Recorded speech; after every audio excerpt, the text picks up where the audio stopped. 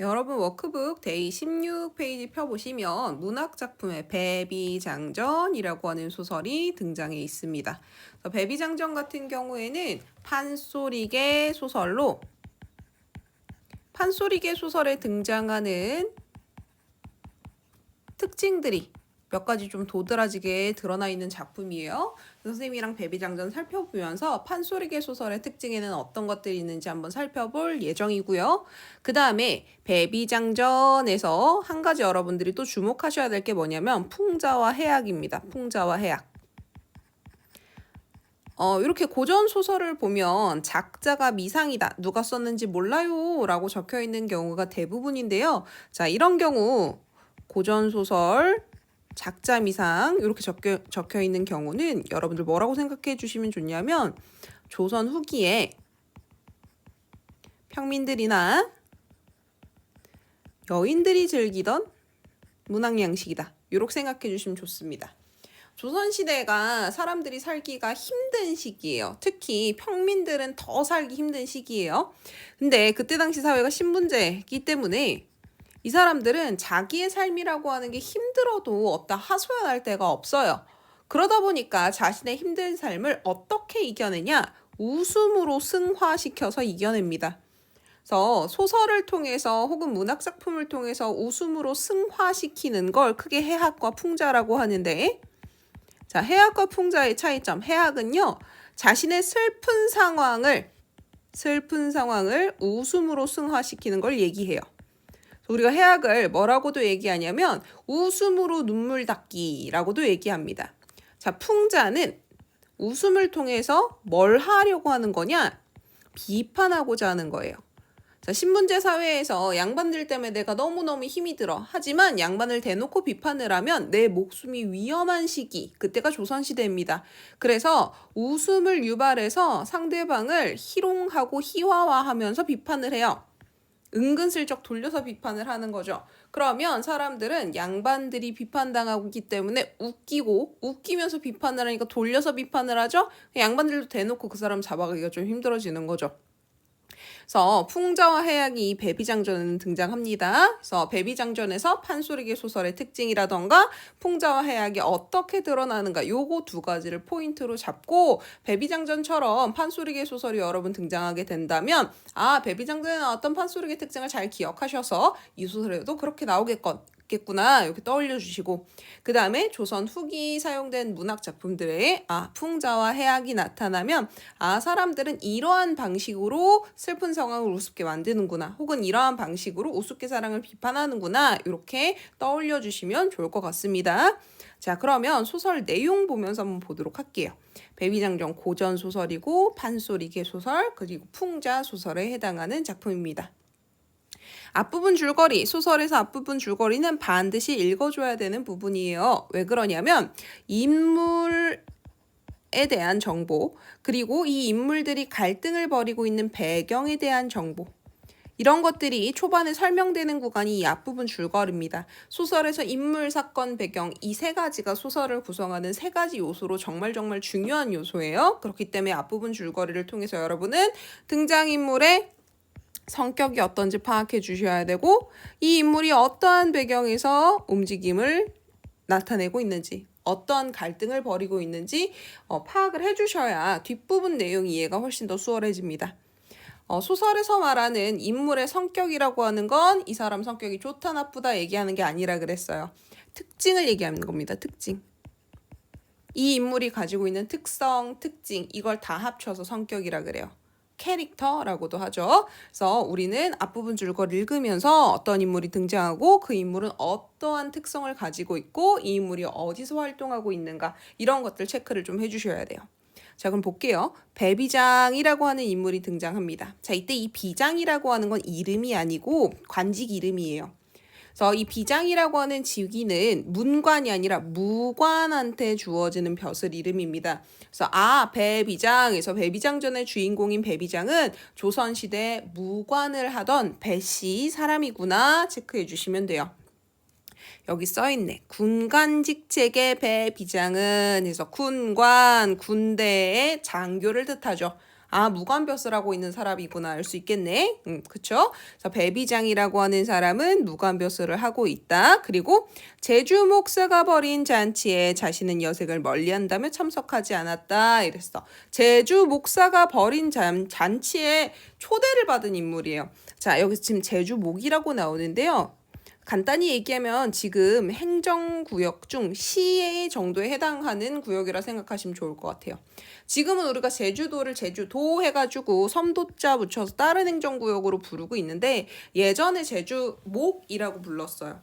전라도 제주목이라고 했던 곳이 지금 현재 우리가 제주도라고 부르는 곳이에요. 그럼 제주목사란 그 제주목을 통치하는 사람을 얘기해요. 지금으로 따지면 한 시 정도야, 시. 뭐 강릉시, 뭐 서울시, 원주시, 부천시 이런 것처럼. 알겠죠? 그러니까 제주 목사라고 하는 인물은 그러니까 제주도 혹은 제주시 시장 정도라고 생각해 주시면 될 것 같아요. 제주시장이 잔치를 벌이고 배비장을 초대했다는 소리는 배비장이 어디에 있다는 소리일까? 제주도에 있다는 소리예요. 뭐 제주 목사가 저기 서울에 있는 사람한테 자기 잔치에 참석하세요 하고 초대하진 않겠죠. 제주도까지 오기가 얼마나 힘들겠어. 그지? 그래서 우리가 여기서 알 수 있는 건 배비장은 무관이고 제주도에서 근무를 하고 있으며 제주 목사가 벌인 잔치에 참석을 거절하는데 그 거절한 이유가 무엇이냐면 자기는 여색을 멀리합니다 하면서 자기는 여자랑 같이 있는 술자리는 참석하지 않아요 라고 얘기하는 인물이라는 거야. 그래서 이때 배비장은 여색을 멀리하고 있는 특징이 드러나요. 자기 스스로, 자기 자신에 대해서 뭐라고 얘기하냐? 자기는 여자를 싫어하는 사람이에요 라고 얘기를 하고 있어. 오케이? 그래서 자, 지금 배비장 인물 정목 군관이야, 무관이야, 제주도에서 근무 중이고 제주목사 해서 제주시장이 자기 잔치에 참석해주세요 초대를 했는데 자긴 여자 있는 술자리를 안 갑니다 하고 굉장히 고고한 척하면서 그 잔치에 초대를 거절하는 인물이에요. 이에 제주 목사는 기생 애랑을 시켜 배비장을 유혹하게 하고 자 제주 목사 입장에서는 기껏 새로 오게 된 무관 벼슬을 찍인 배비장을 자기 잔치에 초대를 해줬더니 얘가 뭐라 그래? 저는 그렇게 여자 있는 자리는 안 가요. 이렇게 거절을 하거든. 제주 목사 입장에서는 어이가 없을 수 있죠. 그치? 이 제주 목사가 그래? 과연 네가 진짜 여색을 멀리하는 인물인지 내가 한번 테스트 해보마 이런 마음이 들었을 수 있어. 그래서 이 제주 목사가 제주도에서 가장 유명한 기생 애랑을 시켜서 배비장 어디 한번 유혹해봐 보자 이렇게 시키는 거야. 배비장을 유혹해봤는데 얘가 진짜 여색을 멀리하는 인물인지 아닌지 확인 한번 해보자 하고 배비장의 절개를 훼손시켜 창피를 주려고 하는 게 지금 제주 목사라는 인물인 거예요. 우리 이렇게 상대방의 절개를 훼손시키려고 하는 모티프를 회절 모티프라 그래. 회절 모티프. 나는 정절을 지킬 거예요. 한 사람에 대한 지조 정절 이런 걸 지킬 겁니다.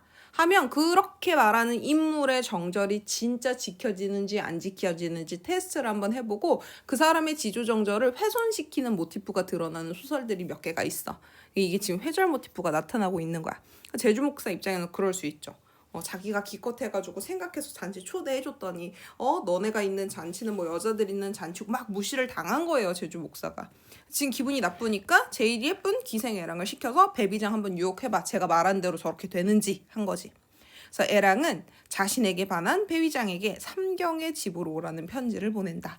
여러분 삼경이라고 하는 표현이 고전 시가에도 등장하고 고전 소설에도 등장하는데 여기서 삼경이라고 하는 건 오후 11시부터 새벽 1시까지의 시간을 얘기해서요. 자 11시부터 1시까지 기준으로 봤을 때 딱 정중앙의 시간이 12시거든.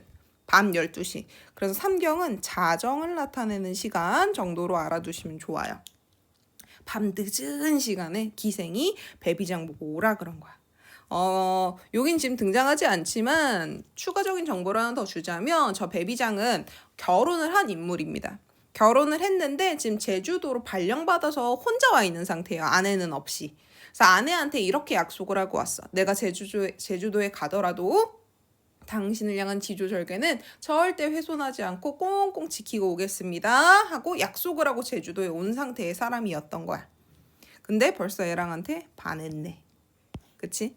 그래서 12시 자정 밤 늦은 시간에 아무도 모르는 그 시간에 사람들 눈 다 피해서 애랑이를 만나러 가려고 하고 있는 거야. 알겠지? 예. 강호의 병이 들어 덧없이 죽겠더니 낭자회답이 반갑도다. 삼경에 기약 두고 해지기만 바라더니 석양이 다 저물어 간다.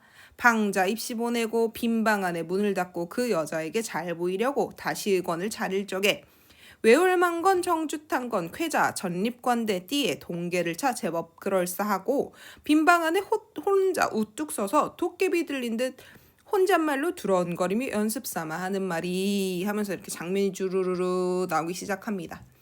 자, 선생님이 배비장전 들어오기 전에 제목 가지고 설명하면서 얘 판소리개 소설이라고 얘기해줬죠. 판소리개 소설에 등장하는 운율이 살아나는 문체가 지금 여기 등장하고 있어요. 강호에 세 글자, 병이 들어 네 글자, 덧없이 세 글자, 죽겠더니 네 글자 이렇게 돼 있지. 글자 수가 3개 혹은 4개가 이렇게 반복되면 우리가 3, 4조 혹은 4, 4조라고 얘기를 해줘요. 글자 수가 3글자, 4글자씩 계속 반복해요 하면 그걸 3, 4조 혹은 4, 4조라고 해요.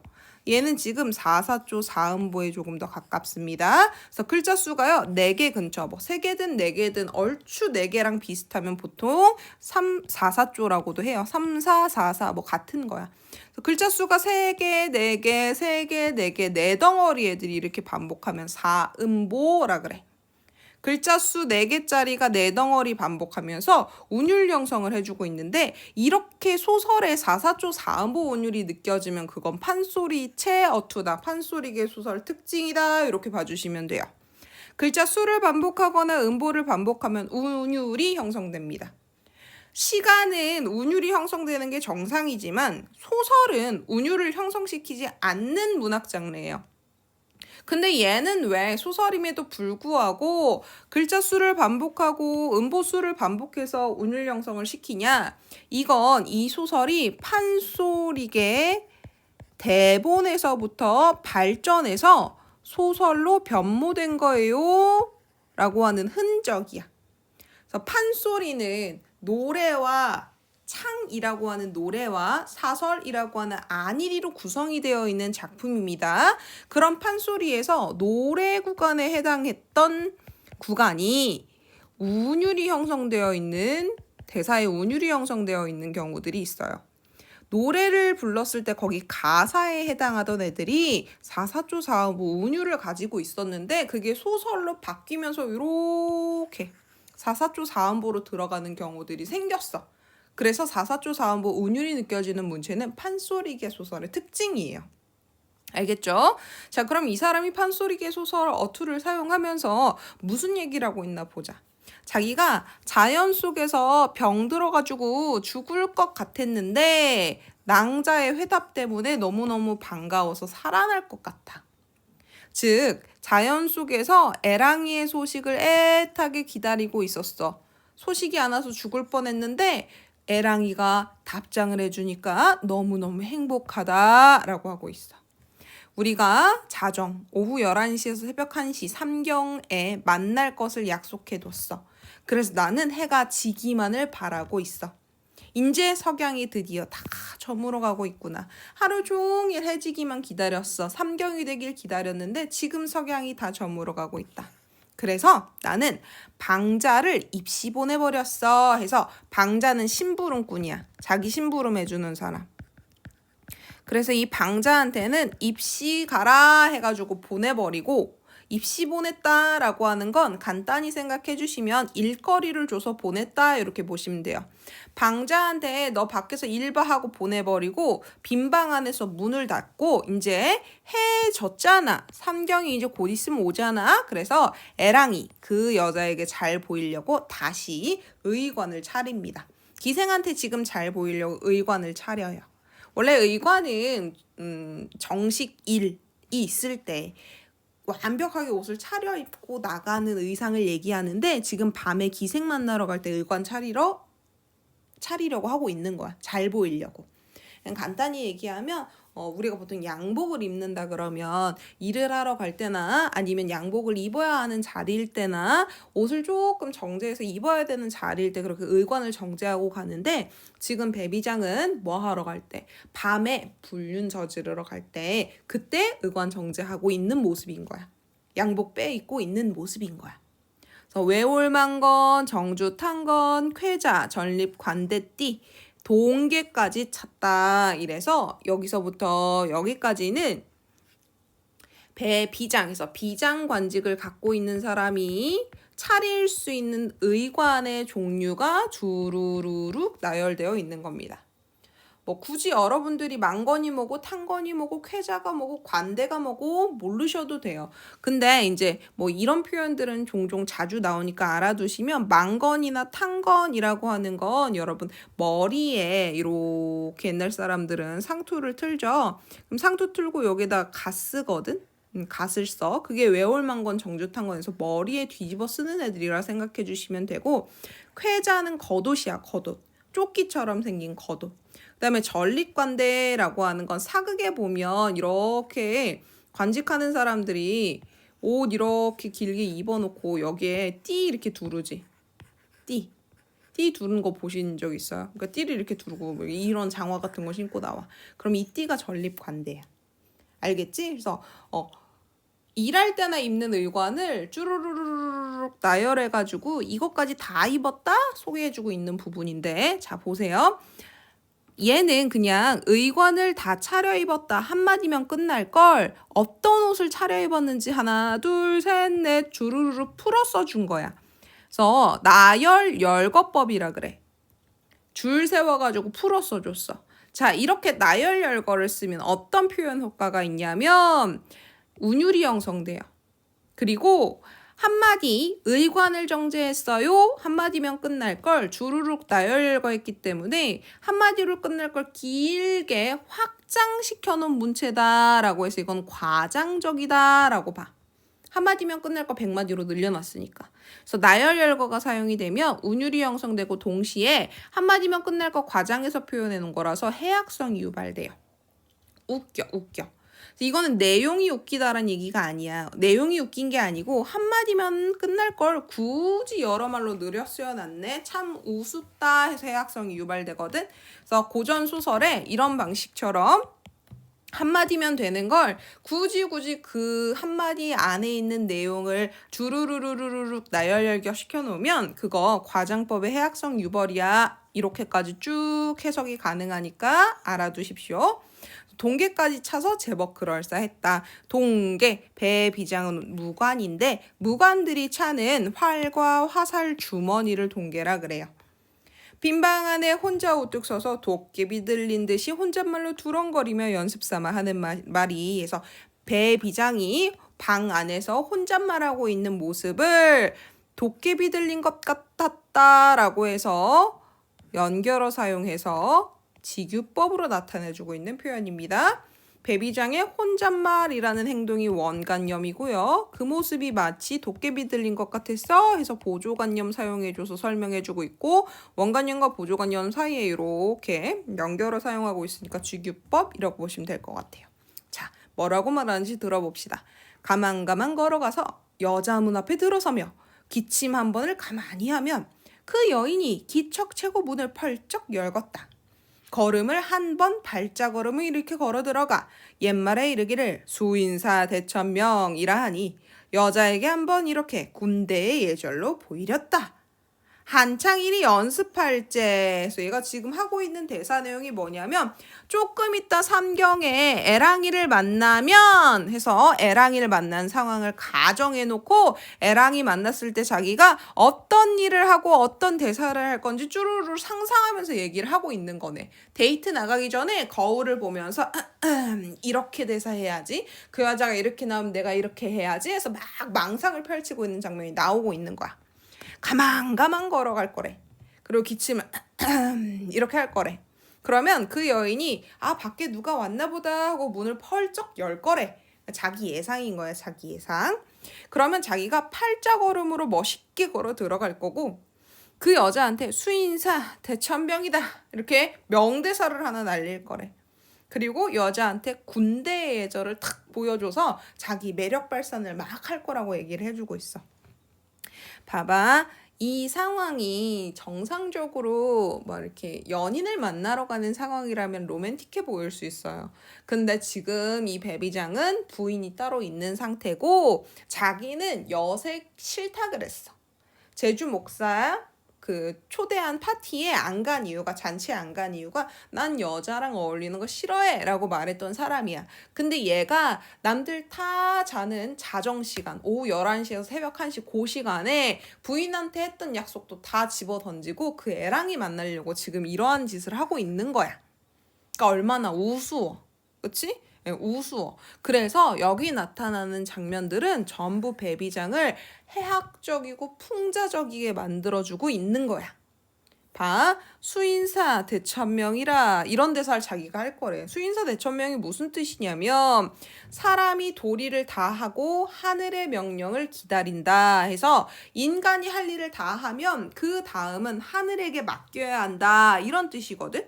그래서 만날 준비를 잘 해놓고 결과는 하늘에 맡길 거야 뭐 이런 대사로 쓸 거야 하고 있는 건데 이 대사는 여자 꼬실 때 쓰는 말이 아니에요. 이건 어떨 때냐면 정말 큰일을 앞뒀을 때 우리가 뭐 예를 들면 전쟁이 났어. 그럼 전쟁에서 지면은 우리나라가 이제 완전히 망해. 그러면 망하기 전에 인간이 할 수 있는 모든 대처를 다 해놓고 정말 저 전쟁에서 우리가 지지 않을 수 있게 도와주세요. 기도하는 간절한 마음으로 하는 게 이런 대사야. 수인사 대천명이다. 우리가 할 수 있는 건 다 했다. 이젠 하늘에 맡기자. 이렇게 멋있는 장면에서 나오는 대사인데 애랑이 만날 준비를 자기가 다 해놨으니 이제 너와 내가 맺어지는 건 하늘의 뜻이야 해서 굉장히 하찮은 불륜 저지를 때 이런 대사를 갖다 쓰고 있지. 그치? 그래서 상황에 맞지 않는 한문 사용이에요. 너무너무 거창한 한자를 갖다가 써놨어. 지금은 그렇게까지 거창한 상황이 아닌데. 그래서 허세를 부리는 모습으로 드러나고 있는 거야. 이거 보는 사람 입장에서는 어때? 우스워. 누가 우습냐? 베비장이 우스운 거예요. 참 저게 군인이라는 놈이 불륜을 저지를 때 굉장히 국가 상황이 뭐 전쟁이나 나고 엎어지네 마네 할 때 쓸만한 멋있는 한자어를 여자를 꼬시고 불륜을 하러 갈 때 저렇게 갖다 쓰다니 저거 참 웃긴 놈이네 해서 해악성 유발이 되고 있어. 그리고 여자에게 한번 이렇게 군대의 예절로 보이렸다 해서 무관이기 때문에 군인 격식을 갖춰갖고 여자를 만나겠대. 본인이 하고 있는 행위가 도덕적으로 올바르지 못한 행위라는 걸 인식을 잘 못하고 있나 봐요. 한창 일이 연습했더니 막 혼자서 방에서 난리를 친 거야. 너 기침도 해보고 뭐 이렇게 진 인사, 수 인사 대천명이다 하면서 대사 연습도 하고 막 그러고 있는데 갑자기 방자가 심부름꾼이 문을 팍 하고 열었어. 봐봐, 너네 혼자서 방에서 베비장처럼 뭐 여자친구나 남자친구를 만나러 가기 전에 오늘 데이트에 가면 무슨 대사를 해야지 연습하고 있었는데 엄마가 방문 팍 열고 들어왔어. 그럼 어때? 너무너무 창피하지. 그치? 그래서 방자가 문을 팍 열고 딱 들어온 장면도 해악성이 유발된 장면이야. 근데 원래요, 심부름꾼은 주인의 방문을 똑똑 없이 마음대로 열 수 없습니다. 근데 우리 방자는 그냥 문 열고 들어오죠. 하인이 관리 방문을 예고 없이 열고 들어오고 있어. 그래서 이 방자라고 하는 사람이 지배층의 권위를 조롱하는 인물로 등장하고 있구나 하는 힌트가 좀 나오는 거야. 앞으로 저 방자가 하는 행위를 잘 보세요. 이 방자가 베비장을 정말 관리로서 섬기고 있는지. 그렇지 않아. 저 방자는 베비장을 어떻게 하면 조롱하고 놀릴까 해서 이런 데서 이런 행동을 하는 사람입니다. 날이 무엇하오? 자, 말투도 보세요. 나으리 무엇 하십니까? 이렇게 얘기해야 정상이야. 하십시오체 써야 돼. 제일 높이 올려주는 높임체를 써야 되는데 그것보다 낮은 하오체를 사용하고 있어. 하오체는 보통 부부간에나 쓰는 말투예요. 그래서 무엇하오 해서 상대방한테 가장 높은 높임말이 아니고 예사 높임을 사용함으로써 상대방을 이렇게 무시하고 있는 말투를 쓰고 있어. 그래서 방자가 베비장에게 저렇게 대하는 행동, 그것도 해악성 유발이에요. 베비장은 혼자 이제 생쇼를 하다 깜짝 놀라서 어머 너 벌써 왔어? 한 거지. 예, 군례 전에 대령했습니다. 그래서 예, 군례하기 전에 제가 먼저 명령을 기다리러 왔습니다. 네, 뭐 이제 배비장 당신이 저한테 명령 내리기 전에 먼저 기다리러 왔어요. 이렇게 온 거지.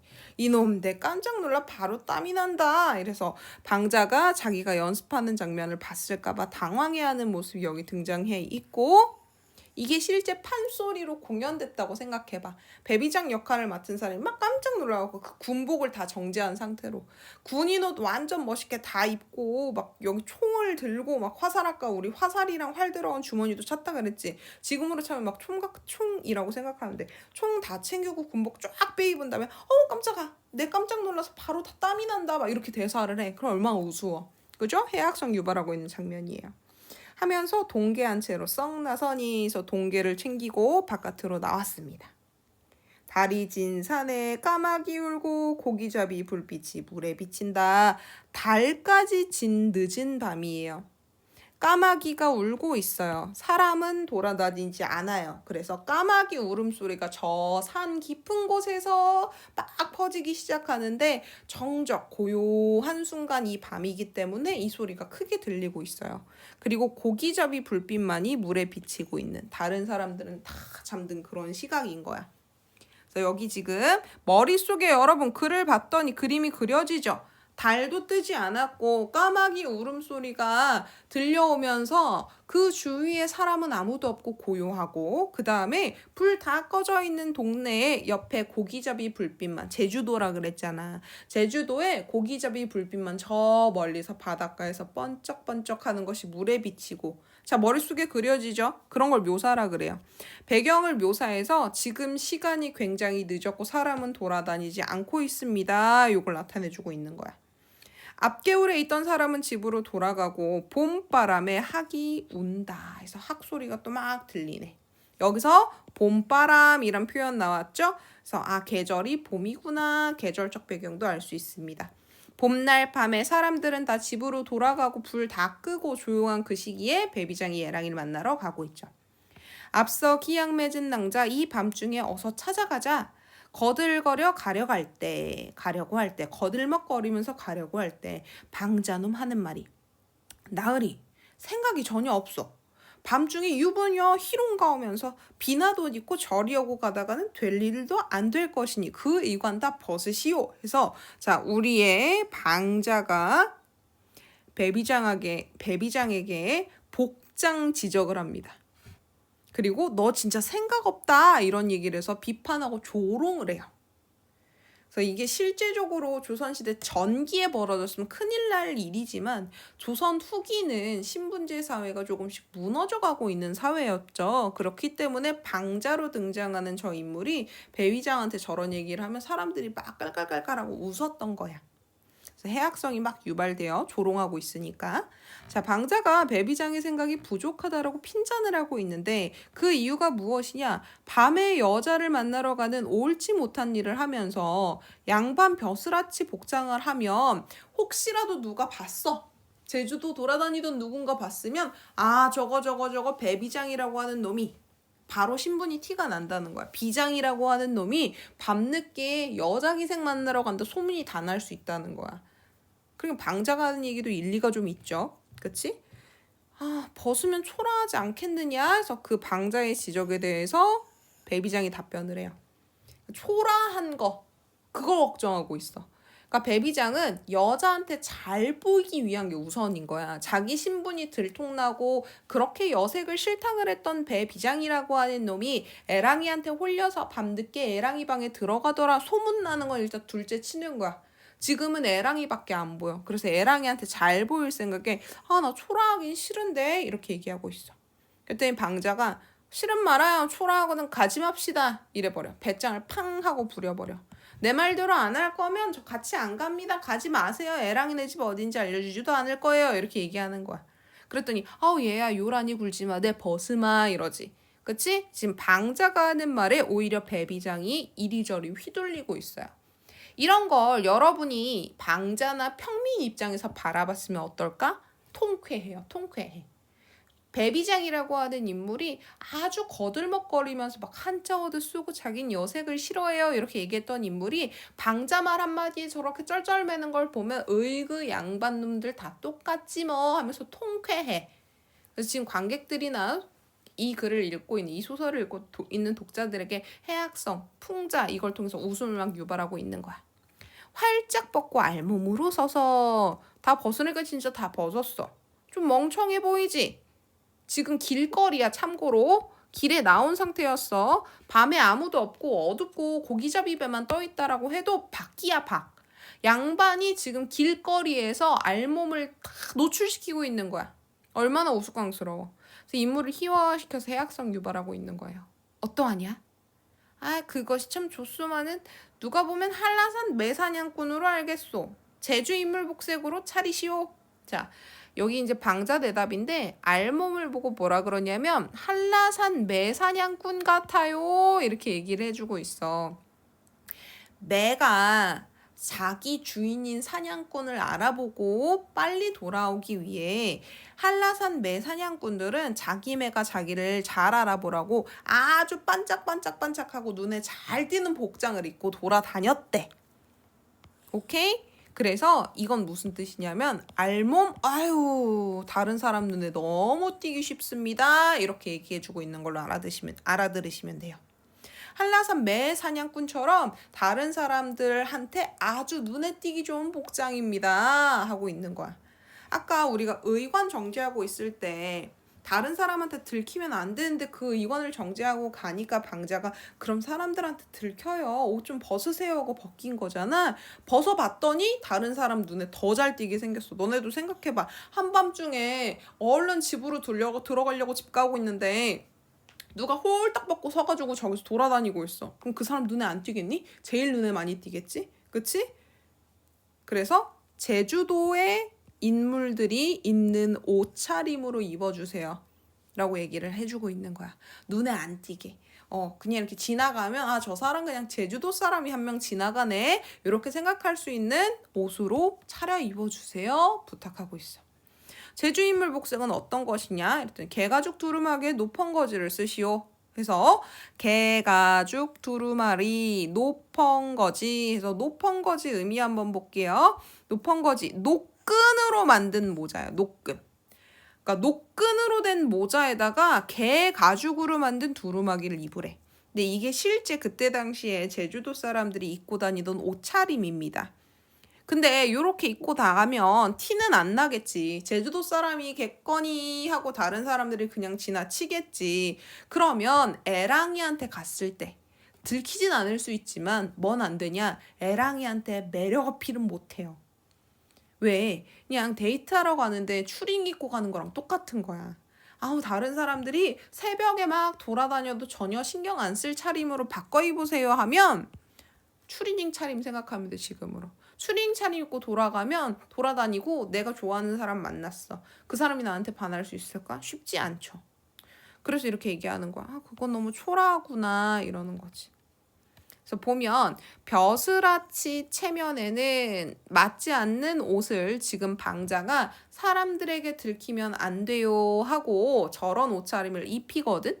근데 이게 결과적으로는 지배층에 대한 조롱이고 해악성을 유발하는 소재로 쓰이는 거야. 왜? 이 지배층인 배비장이 평민들도 안 할 짓을 지금 하고 있어. 밤늦게 바람 피러 나가는 거야. 그러니까 바람을 안 피면 되거든? 바람을 안 피면 의관정제하고 양반인 척하고 양반이니까 그 양반으로서의 위엄을 지키면 되는데 지금 우리의 배비장은 애랑이라고 하는 그 기생한테 눈이 멀어서 양반의 체면이고 뭐가 없는 거야. 그쵸? 그러니까 개가죽 두루마기에 노펑거지 쓰고 안 들키게 가라니까 그 말 듣는 거지. 그러니까 이게 지배층에 대한 조롱이자 그 지배층을 비판하게 되는 근거가 되는 거야.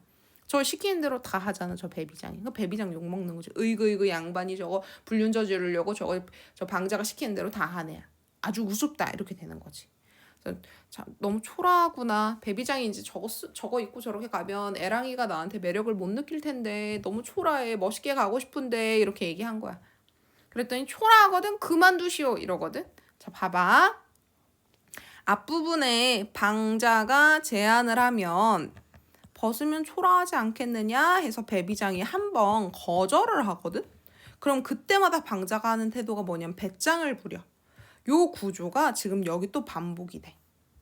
이렇게 하세요 이랬더니 아 그거 너무 초라한데 해서 지금 여기 방자의 제안 그리고 그거에 대한 거절. 그럼 방자가 뭐해? 배짱을 부려. 그만두시오. 그래서 지금 반복적으로 앞서 일어난 구조가 재차 등장하고 있지. 그쵸? 그래서 이렇게 인물이라고 하는 게 지금 여기 배비장이라고 하는 인물이라고 하는 게 이 사람의 거절은 사실 어마어마한 능력을 갖고 있어야 되거든. 위엄과. 근데 이게 지금 재차 반복적으로 구조가 반복되면서 계속 반복되면서 거절당하고 있지. 우리 방자의 배짱에 의해 갖고 결국은 배비장이 지는 모습이 나타나죠. 있죠? 이거는 구조 반복을 통해서 해악성을 반복적으로 계속 유발하고 있는 거야. 오케이? 말인지 그러하단 말이다. 개가죽이 아니라 도야지가죽이라도 내 이부마. 하더니 구록피 두루마기에 높은 것을 결국 썼어. 구록피가 개가죽이에요. 개구자예요. 개구자.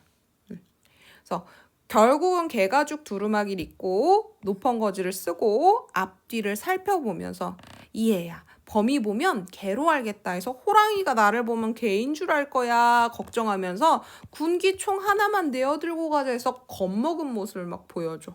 이거 배비장 대사야. 우리 배비장은 아까 그 멋있던 옷차림 다 사라졌고 지금은 개가죽 두루마기에 높은거지 노끈으로 된 번거지를 쓰면서 뭐 하고 있냐면 혹시 호랑이가 나타나서 나 물어가면 어떡하지? 총 하나만 들고 가면 안 될까? 이런 대사를 하고 있어. 굉장히 초라하지. 아니 얘 군인 아니야? 그치? 호랑이도 내가 내려오면 때려잡아야지 뭐 이렇게 해야지 멋있는 군인이잖아. 근데 야 진짜 호랑이가 나 보면 걘 줄 알고 물면 어떡해? 총 하나만 가져가자 이런 대사를 막 하고 있는 거야. 그랬더니 여기다 대고 방자가 무섭거든 가지 마세요. 뭔 총을 들고 가요? 해가지고 또다시 배짱을 부려요. 또 해악성이 유발되죠. 얘야 그러하단 말이냐? 네 성정 그런 줄 몰랐구나. 정 못 갈 터면 내 업고라도 가마 해가지고 자기가 너 못 갈 것 같으면 내가 너를 업고서라도 갈게 이렇게 얘기하고 있어. 그래서 여기서 알 수 있는 건 저 배비장이 불륜의 진심이구나. 애랑이를 만나고자 하는 간절함이 아주 크구나. 배비장이 뒤따라가며 하는 말이 기약둔 사랑하는 여자 어서가 반겨보자 해서 막 신나서 가는 거야. 드디어 간다 해서 안 들키고 갈 수 있어 막 신나갖고 약속을 한 애랑이란 사랑하는 여자 어서 가서 반겨보자 막 신나서 가고 있어. 그리고 서쪽으로는 대나무로 얽은 창을 돌아들어 동쪽에 있는 소나무로 만든 돛돌에 다다르니 해서 요 구간은 애랑이 집으로 가고 있는 여정, 장소 이동이 드러나요. 여정 다른 말로 장소 이동. 이제 옷 갈아입고 드디어 어디로 가는 거야? 애랑이 집으로 가고 있는 겁니다. 대나무로 얽은 창 지났고 그 다음엔 어디? 지금 소나무로 만든 돛돌에 다다르게 됐다. 북쪽 창에 밝게 켠 등불 하나만이 외로이 섰는데 밤은 깊은 삼경이라 해서 이 부분은 지금 판소리계 문체 편집자적 논평 서술자의 개입으로 볼 수 있는 구간이에요. 왜 그러냐면 등불이 하나 켜져 있는데 그게 외로워 보인다 이랬지. 얘들아 등불은 외로워 안 외로워? 안 외로워. 그냥 등불은 그냥 혼자 켜져 있는 거야. 근데 여기서 등불이 홀로 켜져 있는 게 외로워 보인다 이렇게 평가를 하고 있어. 등불이 하나 오두막히 켜져 있는 게 그게 외로워 보여 라고 하는 건 평가거든. 근데 이 설명을 지금 누가 해주고 있는 거냐? 서술자가 해주고 있는 거야. 참고로 여러분 고전소설은 웬만하면 다 전지적 작가 시점입니다. 거의 다 3인칭 전지적 작가 시점이라 보시면 돼요. 이 3인칭 전지적 작가가 등불이 하나만 켜있는 상태가 외로워 보인다라고 논평한 거고 자기의 의견을 개입해서 드러낸 거예요. 그래서 편집자적 논평이나 서술자의 개입 이 부분은요. 전지적 작가 시점이 사용될 때만 등장할 수 있는 표현법이고요. 그리고 이러한 편집자적 논평과 서술자의 개입은 판소리계 소설에 드러나는 특징 중 하나입니다. 자, 그 다음에 높은 담 구멍 찾아가서 방자 먼저 기어들며 해서 애랑이네 집 대문으로 못 들어가죠? 지금 몰래 만나러 온 거기 때문에 못 들어가요. 그래서 개구멍을 찾아가지고 지금 개구멍으로 방자가 먼저 들어가는 장면이 나타납니다. 쉬, 날이 잘못하다간 일날 것이니 두 발을 한데 모아 요령 있게 들이미시오 해서 개구멍 여기 사이로 나리의 두 발을 이렇게 뻗어주면 그걸 방자가 쭉 당겨왔고 저기 나리를 요 개구멍으로 통과시켜 줄게요 하고 있는 거야. 베비장이 방자 말을 옳게 듣고 두 발을 모아 들이민다. 방자놈이 안에서 베비장이 두 발목을 모아주고 힘껏 잡아당겼는데 우리 베비장 군관이거든. 군인인데요. 배가 너무 불룩 나와 있어. 부름배가 딱 걸려 들도 나도 아니하는구나 해서 개구멍에서 발을 잡고 이렇게 당겼더니 발은 통과하는데 이 사람 배가 하도 오케이? 그래서 여기서 지금 베비장을 희화화하고 있고 해악성 드러나죠. 베비장이 두 눈을 희게 뜨고 이를 막 갈면서 좀 놔다오 너무 아프니까 하면서도 죽어도 문자는 쓰던 것이었다. 그래서 자기가 지금 개구멍 통과하고 있는 중이지. 개구멍을 통과하는 중인데 지금 굳이 한자를 사용해서 어려운 말을 쓰는 건 허세가 몸에 배어 있는 거야, 저 사람. 지금 뭐 하고 있어? 불륜하기 위해서 여자가 있는 장소에 개구멍 통해서 끌어 들어가고 있는데 거의 기어 들어가는 것보다 더 못하게 배가 걸려갖고 그 구멍으로 못 들어가고 있는 그 장면 속에서도 굳이 어려운 말을 막 쓰고 있어. 이 배비장에 대한 희화화예요. 포복 분립하니 출분이 기사로다. 자, 얘가 지금 하고 있는 한자어의 뜻이 무엇이냐? 배가 불러 들어갈 수 없으니 똥이 나와 죽겠구나 이래. 자, 여기 안에 내용이 포복 불입하니 출분이 기사다. 이 내용이 멋스럽니? 멋스럽지 않거든. 그러니까 지금 야 이렇게 배를 더 누르다가 내가 지금 똥 쌀 것 같아 이런 얘기야. 근데 그거를 굳이 한자를 써서 굉장히 멋있게 있는 척하면서 얘기를 하죠. 그래서 그때 당시 양반들이 사용하는 문자 그게 한자죠. 양반들의 문자 사용을 저거 허세야 허세 허장성세야 해서 비판하고 있는 굉장히 풍자적인 요소들이 드러나고 있는 거예요. 그래서 이런 상황에서까지 한문 문장을 사용하는 지배층의 허세를 풍자하는 장면입니다. 방자가 안에서 웃으면서 탁 노니까 당기다가 탁 노니까 베비장에 꼬르륵 하고 곤두박질을 치는 거죠. 그러면서 일어나 하는 말이 매사간 순리로 아니 되니 큰 낭패다. 산모의 해산법으로 말하여도 아이를 머리부터 낳아야 순산이라 하니 내 상투를 들이밀 것이니 잘 잡아당겨라 이래. 왜 이렇게 일이 순리대로 안 돼? 왜 이렇게 일이 내가 지금 애랑이 만나러 가는 일이 쉽게 안 되는 거야. 낭패다 정말 이러면서 아이의 엄마가 아이를 낳을 때도 아이는 머리부터 낳아야 순산이라고 하지 않냐? 그러니까 지금은 발부터 당겼지 내가 내 머리를 들이밀 테니까 내 머리 좀 잡아당겨줘 하고 있는 거야. 양반의 상투는요. 감히 우리 방자와 같은 하인들이 잡아당길 수 없는 존재예요. 근데 지금 자기가 먼저 상투 들이밀 테니까 잡아당기라고 하고 있지. 그래서 방자가 상투를 잡아당기는 이 모습은 지배층의 권위가 완전히 추락한 모습을 보여주는 장면이고 그래서 해악성과 풍자를 유발하고 있는 거예요. 방자놈이 베비장의 상투를 높은 거지 쓴 채 왈칵 잡아당기나 아무리 해도 나은 줄 모르겠다. 안 나오는 거야. 계속 그 배에 걸려서. 죽을 고비에서 살아났으니 목숨은 원래 하늘에 달렸음이라. 그래도 살긴 살았나 봐. 뻥 하고 들어가니 베비장이 아프단 말도 못하고 아마도 내 등에 꼰질곤잡한을 놓았나 보다 이렇게 얘기를 해. 자기가 너무 아픈데 그 와중에 아픈 티는 못 내. 왜? 허세가 몸에 배어있는 사람이라 그런 거야. 이것도 되게 웃긴 소재예요. 지금 얘가 하고 있는 모든 행태가 양반으로서의 행태야? 아니지. 여자 만나러 가고 밤에 그치? 복색도 양반인 거 안 들키려고 일반인 복색하고 위험 하나도 없고 상투까지 막 이렇게 끌어당겨졌는데 그 와중에도 양반 행세를 하고 허세를 막 하겠다고 굳이 또 이렇게 아픈 티 안 내고 허세를 막 부리고 있어. 이런 것도 다 해악이고 풍자예요. 곤질곤잡한 간단하게 얘기하면 장기판이랑 비슷한 거예요. 장기판, 바둑판. 우리 장기판이랑 바둑판에는요. 무수히 많은 선들이 이렇게 그어져 있죠.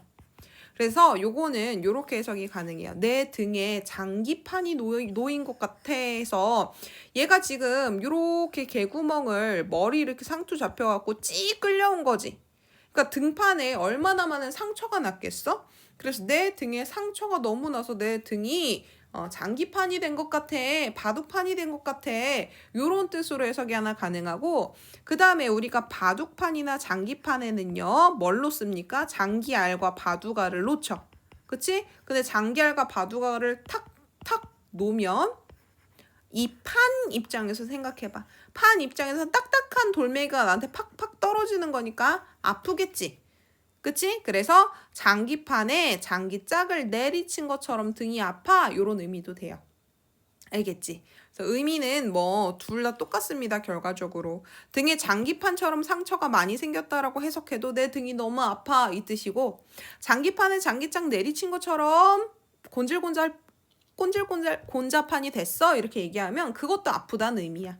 둘 중 뭐가 됐든 내 지금 등짝이 헐어 아파 죽을 것 같아 이런 얘기를 이렇게 멋있게 하고 있는 겁니다. 자, 그리고 이제 통과를 했죠. 통과를 하고 애랑이를 만나러 갑니다. 배비장이 한편 좋기도 하고 한편 조심도 돼요. 그래서 자, 여기 배비장 심리가 직접 제시돼. 좋고 조심되고. 이거 전지적 작가 시점에서만 가능합니다. 3인칭 전지적 작가인 서술자만 등장인물의 속마음을 이렇게 직접 제시해 줄 수 있어요. 물론 1인칭 주인공 시점일 때도 자기 속마음 자기가 제시해 줄 수 있긴 있습니다. 하지만 여기는 배비장이에서 제3자에 대한 속마음 설명해 주고 있는 거죠. 제3자에 대한 속마음을 이렇게 직접 제시해 줄 수 있는 건 전지적 작가 시점밖에 없다. 가만 자취 없이 들어가서 이리 기웃 저리 기웃, 문 앞에 가서 사뿐사뿐 손가락에 침을 발라 문구멍을 베비작 뚫고 한눈으로 들여다보니 해서 여기 지금 보시면 글자 선생님이 나눠놨지. 사사조 사음 뭐 판소리계 문체가 사용되고 있고 운율 형성이 되고 있는 구간입니다. 자, 그리고 여기 보시면 베비작 뚫었대. 옛날에는 문이 종이로 되어 있죠. 그래서 이 종이에 침 발라가지고 구멍을 빵 뚫으면 구멍이 뚫려. 얘 굉장히 별로다. 아까 전에 우리 배비장이 애랑이 만날 때 자기가 어떻게 할 거라 그랬냐면 문 앞에서 기침을 하면 애랑이가 기척을 눈치채고 누구세요? 하고 나올 걸 막 상상했었거든. 근데 지금 얘가 뭐 하고 있냐면 애랑이한테 기침 소리 내기도 전에 애랑이 방문에 있는 문에 이렇게 구멍을 내가지고 그 안을 살펴보고 있는 거, 훔쳐보고 있는 거야. 정말 별짓을 다 하네요. 그치? 양반의 체면을 떨어뜨리는 행동을 다 하고 있는 거야. 남 훔쳐보고 있는 거야. 애랑이 창문에다 침 발라서 구멍 뚫어갖고. 그때 침 발라서 문구멍 뚫는 행위를 지금 배비작 해가지고 의태어를 갖다 쓰고 있는데 이 배비작이요. 배비장이라고 하는 발음이랑 유사하지. 그치? 그래서 의태어를 사용하면서 언어 유희도 쓰고 있는 거예요. 그래서 배비장과 유사한 발음을 살려갖고 배비작 이런 표현을 가지고 웃음을 유발해주고 있어. 깊은 밤 등불 아래 앉은 저 여인. 여기 선생님이 이렇게 괄호로 묶은 요 부분이 있죠? 이거는 누구의 행동을 묘사하고 있는 거냐? 배비장의 행동을 묘사하고 있어. 묘사란 무엇이라고? 글을 봤는데 그 사람 행동이 눈에 그려지면 묘사야. 그치? 배비장의 행동이 지금 글로 제시가 돼 있는데 그거 눈으로 그려지죠. 행동 묘사 나타나 있는 겁니다. 깊은 밤 등불 아래 앉은 저 여인 나이 겨우 28의 고운 태도. 얘들아 2 곱하기 8은 몇이야? 16. 그래서 28 하면 16이야. 알겠지? 그래서 애랑이가요 한 16살 정도 되는 여자인 거야. 그래서 너무너무 예뻐. 고운 태도로 앉아 있었대. 켜놓은 등불이 밝다 한들 너를 보니 어두운 듯하고 피는 복숭아꽃이 곱다 하되 너를 보니 무색한 듯하다 해서 애랑이의 모습을 켜놓은 등불과 복숭아꽃이랑 비교를 해서 애랑이가 훨씬 더 예뻐요 강조해주고 있어요. 유사한 문장 구조를 반복하고 있습니다. 그지? 저 여인 거동보소 해서 자 거동보소 말 건네는 어투를 쓰고 있는 거야. 자, 판소리에서는 창을 하는 사람이 관객들이랑 소통을 하면서 공연을 해요. 그래서 이 창하는 사람이 관객들한테 말을 건네기도 하거든. 그래서 종종 설명하다가 어허 저 애랑이 거동 좀 보소 하고 관객한테 말을 막 건네. 판소리를 할 때. 그래서 판소리 대본이었던 이 배비장전이 소설로 정착하면서 그때 판소리 대본이었던 흔적이 여기 남아있는 거야. 원래 소설 속 서술자는 독자한테 말 건네고 그러지 않아. 그치? 근데 여기서는 말 건네고 있잖아. 판소리계 사설의 어투가 나타나 있어. 판소리계 소설 특징이 나타나 있어. 그래서 저 여인 거동보소 해서 뭐뭐 좀 보소 해가지고 관객한테 말 건네는 어투가 나오면 판소리계 소설이구나 눈치채시면 돼요. 김해간죽 백통간에 3등초를 섭분 담아 청동화로 백탄불에 삽분질러 빨아낸다 해서 김해간죽 죽으로 끝나지 담뱃대란 뜻이야. 기다란 담뱃대 백통관 여기가 담뱃대에 통 있는 데가 백통관이야. 여기에 3등초 해서 3등초는 담배초를 얘기해. 담배를 갖다 집어넣어. 그리고 나서 청동안으로 백탄불에 해서 불을 여기다가 질러. 그리고 그 담배를 그 여자 애랑이가 쭉 하고 빨고 있는 겁니다. 그래서 애랑이가 고급스러운 담뱃대로 담배 피는 모습을 이렇게 얘기해주고 있어. 향기로운 담배 연기가 한오락이 보랏빛으로 피어나니 붉은 안개 피어돋는 듯 해서 지금 방 밖에서 구멍 뚫어갖고 애랑이 담배 피는 모습을 지금 배비장이 훔쳐보고 있는데 그 애랑이 모습이 너무 아름답고 애랑이가 피는 그 담배 연기가 너무너무 신비로워 보여서 그 담배 연기가 보랏빛이었고 마치 그것이 붉은 안개 피어돋는 듯 하더라 해가지고 애랑이 담배 피는 모습을 지금 배바장이 아니라 배비장이요. 배비장의 입장에서 아주 아름답게 묘사를 해주고 있는 장면입니다. 여기 보랏빛으로 피어난다, 붉은 안개가 피어돋는 듯하다 해서 색깔을 나타내는 단어가 쓰이지. 이렇게 색채어가 사용되면 그 색채어는 우리의 시각적 심상을 자극해줘요. 그래서 여기 지금 시각적 이미지가 쓰이고 있어.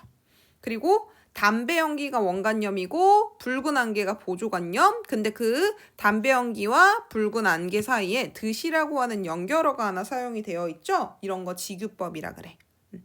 한 오리 두 오리 풍겨서 창구멍으로 돌아 나온다. 해서 자기가 구멍 뚫은 그 구멍으로 담배 연기가 슝 나온 거야. 배비장이 그 담뱃내를 손으로 움켜 먹다가 얘들아 담배 연기 그거 확 하고 훔쳐다 먹으면 좋니? 안 좋지? 그 생 담뱃내가 콧구멍으로 콱 들어가니까 재채기 한 병을 악악 하고 한 거야. 여자애가 담배를 피워도 담배를 누가 피든 그 담배 연기는 안 좋죠. 근데 이 배비장이 그 모습에 홀려갖고 애랑이의 담배 연기라도 맡겠다 해서 그 연기를 갖다가 확 자기가 먹고 기침하고 있는 거야. 웃기죠? 인물을 희화화해서 해악성 유발하고 있는 장면.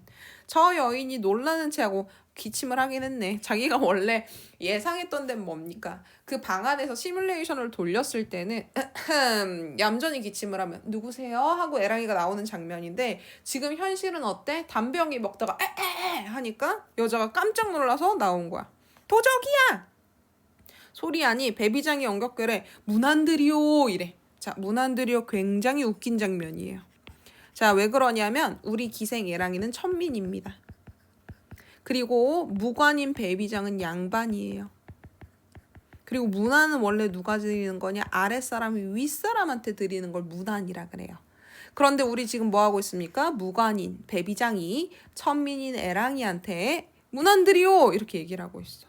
웃 어른께 안부를 여쭙니다. 즉 기생 애랑이한테 어르신 안녕하십니까? 이렇게 얘기한 거랑 똑같은 거야. 저 여인이 보다 하는 말이 호랑이를 그리다 솜씨 서툴러서 강아지를 그림이로고 해서 생긴 게 꼭 강아지 같네요. 이런 거야.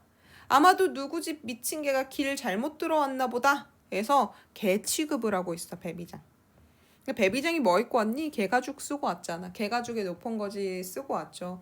그걸 보고 이렇게 얘기를 한 거야. 인두판으로 한번 치끈 치니 인두판이 뭐냐면 지금으로 가장 비슷한 건 다리미야. 다리미. 불이 들어와 있는 다리미. 불이 들어와 있는 쇳덩어리를 한번 탁 친 거야 배비장을. 그랬더니 배비장이 나는 개가 아니요 이래. 그러면 무엇이냐? 애랑이가 물어보니까 배 걸떡쇠요 이래. 자기 자신을 걸떡쇠라고 표현하고 있어. 걸떡쇠가 무슨 뜻이냐면 여자를 건드리려고 하는 남자들을 그러니까 즉 치한 같은 느낌이야. 치한 나는 치한입니다 이런 얘기를 지금 자기 입으로 하고 있는 거야. 그래서 그 걸떡쇠라는 표현 여자를 건드리려는 남자를 낮춰 표현한 말인데 자기가 자기 스스로 보고 걸떡쇠라고 표현을 하고 있죠. 그치? 그래서 스스로를 희화하면서 해악성을 유발하고 있는 장면이에요. 자, 지금 여러분들이 보고 있는 배비장전의 내용은 주된 게 뭡니까?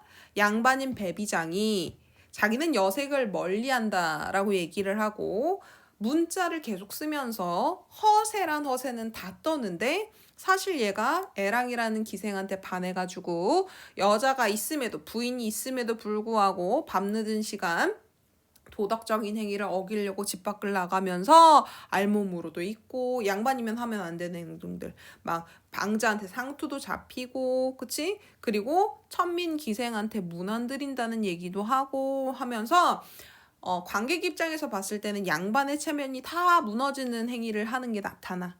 그래서 양반의 행위가 다 그 양반의 체면을 다 무너뜨리는 배비장의 행동을 통해서 독자 그리고 관객들은 배비장에게 해학과 풍자라고 하는 걸 느낄 수 있게 되는 작품. 이게 이제 배비장전. 그래서 여러분들이 본 장면 대부분이 해학성 그다음 풍자성을 유발하고 있는 장면인 거야. 이해됐습니까? 자, 그래서 배비장전은 여러분 종종 고3 때 가면 나타나는 작품이니까 알아두시면 좋을 것 같아요. 판소리계 소설이라는 거 알아두시고 해학과 풍자성이 도드라지는 소설이라는 것도 알아두십시오.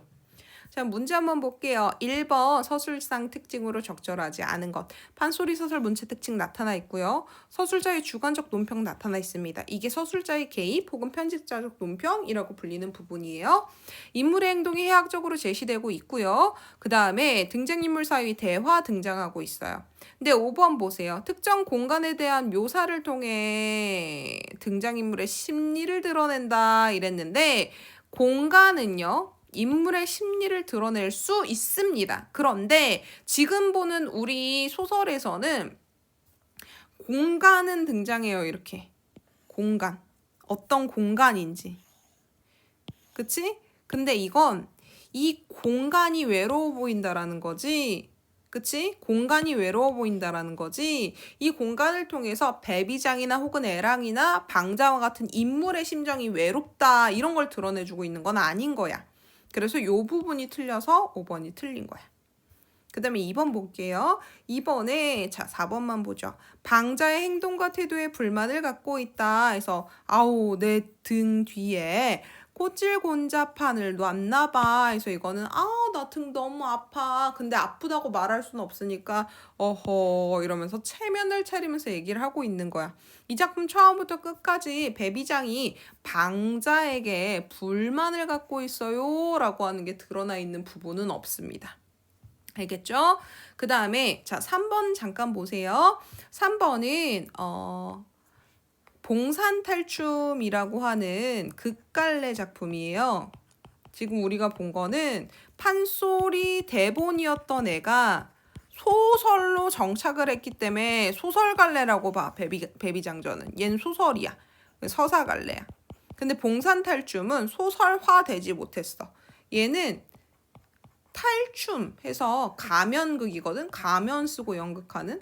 그래서 가면극에 그대로 대사를 갖다 옮겨 적어준 얘는 대본입니다. 대본.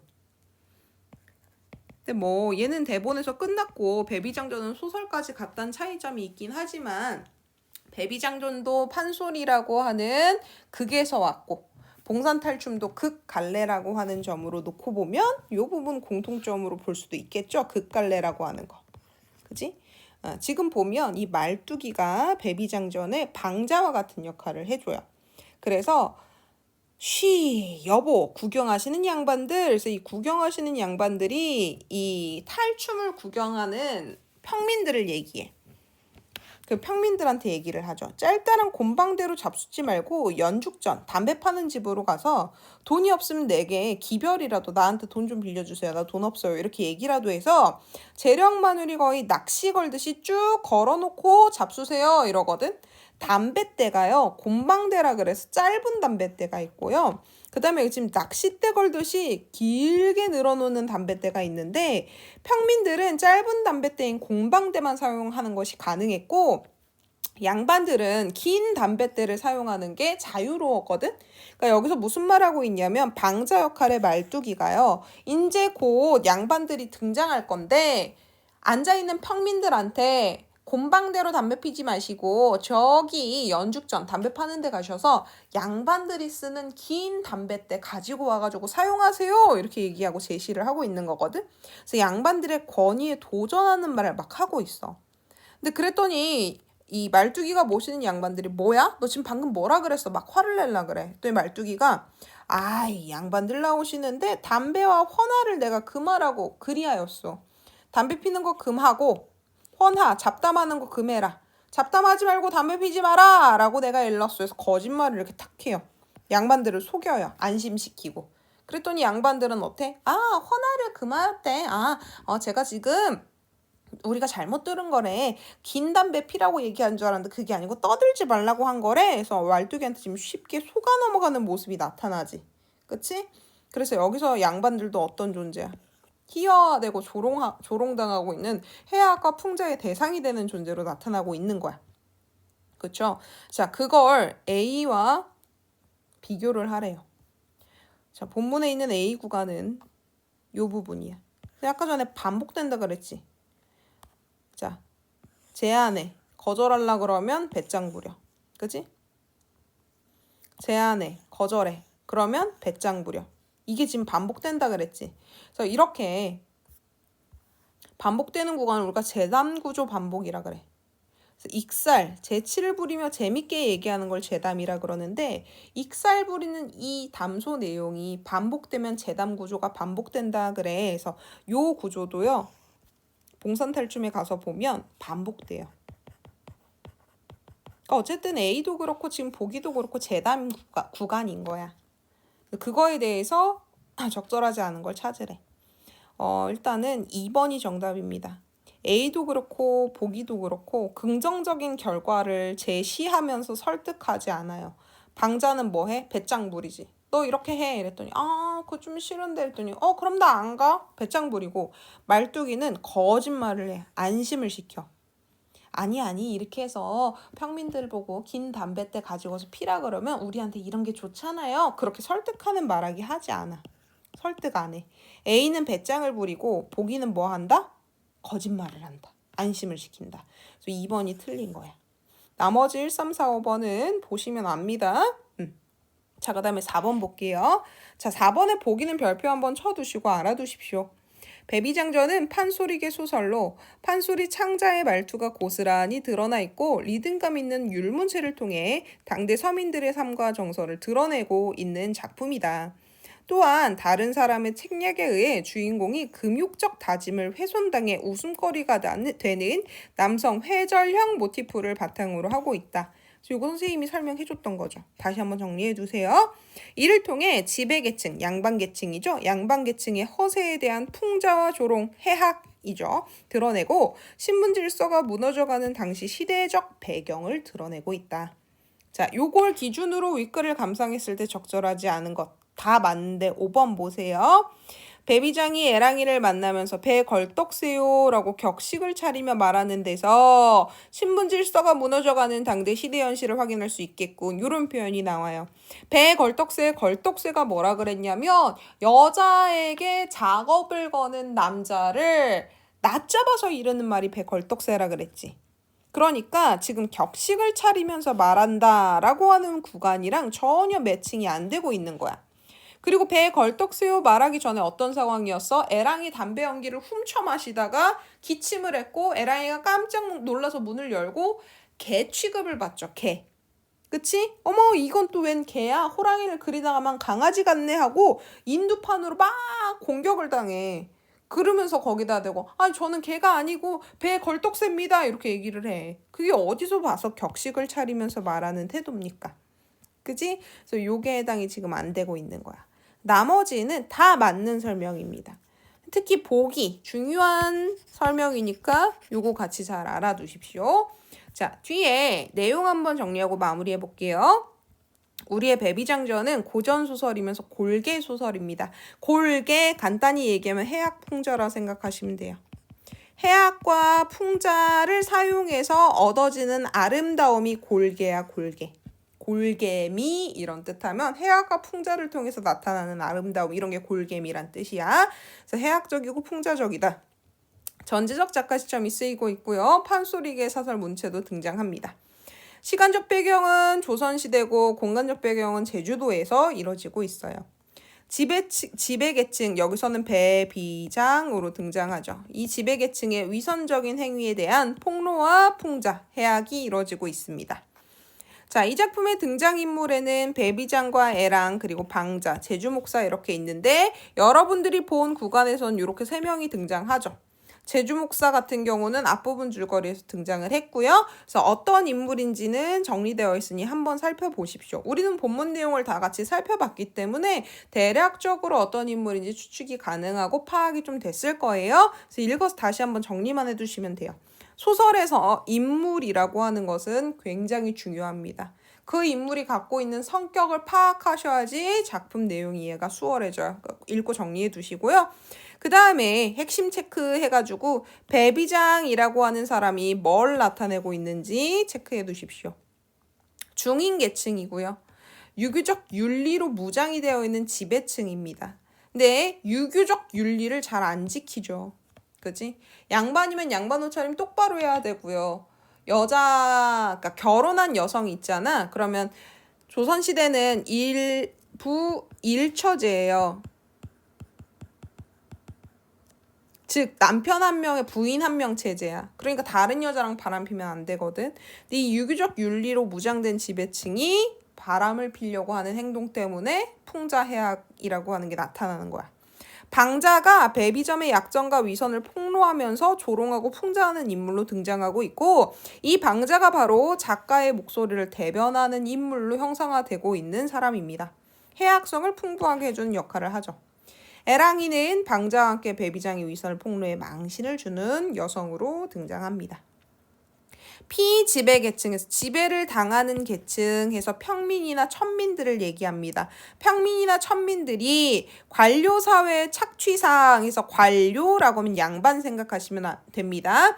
양반들의 사회 착취를 폭로하고 고발하고 위선의 가짜선이란 뜻이에요. 가짜선. 위선에 가득 찬 지배층의 행태를 신랄하게 풍자하고 있는 작품이다. 중간에 보시면 배비장과 방자의 내기가 등장하는데 여러분이 본 본문에서는 지금 생략이 됐어요. 그러니까 배비장이 자기는 여자 있는 술자리는 안 간다 그러고 제주목사의 잔치를 거절했잖아. 그치? 그러면서 얘기가 막 나오는 거야. 그러면서 배비장이 자기는 여자를 봐도 넘어가지 않는다. 방자는 애랑이한텐 넘어갈 텐데 이러면서 넘어간다 넘어가지 않는다 이런 내기를 해요. 자, 이 내기의 역할이 중요한데 방자는 당신이 애랑이한테 넘어갈 거라고 얘기하고 배비장은 안 넘어갈 거라고 얘기를 하죠. 근데 내기가 딱 나오면 여러분들 무슨 생각이 드냐? 곧 있으면 배비장 넘어가서 창피 당하겠구나. 이런 생각이 들 수 있어요. 왜? 보통 저런 내기가 나오면 뒷내용이라고 하는 게 저 내기에서 배비장이 지게끔 이어지게 나오는 경우들이 대부분이야. 되게 그게 정형화되어 있어요. 그래서 우리 본문엔 등장하지 않았지만 배비장전의 배비장과 방자의 내기는 어떠한 소설 속 역할을 하냐면 사건의 방향을 제시해주는 역할들을 해요. 방자가 내기에서 이기기 위해 애랑과 개교를 꾸며 배비장을 골탕 먹일 것이다 라고 하는 걸 암시해주고 앞으로 사건이 이렇게 나타날 겁니다. 이런 걸 제시해주는 역할을 좀 해주는 경우예요. 그래서 이런 건 사건의 방향을 제시해주는 건 소설에서 보통 이렇게 내기와 같은 소재도 있지만 소설 속 분위기, 배경 있죠? 배경, 공간적 배경, 시간적 배경. 이 배경이라고 하는 것도 작품의 내용이 어떻게 흘러갈지를 가끔씩 서사의 사건 방향이라고 하는 걸 제시하는 역할을 해주기도 합니다. 요거 체크해 주시면 좋을 것 같아요. 배비장과 방자의 내기는 지배계층의 위선과 이중성을 폭로하는 역할을 해줍니다. 내기까지 해놓고 배비장은 결국 애랑이한테 넘어가기 때문에 그렇습니다. 자, 여기까지 살펴보도록 하고요. 자, 여기까지 영상 봐주신 친구들 영상 보시느라 수고하셨습니다.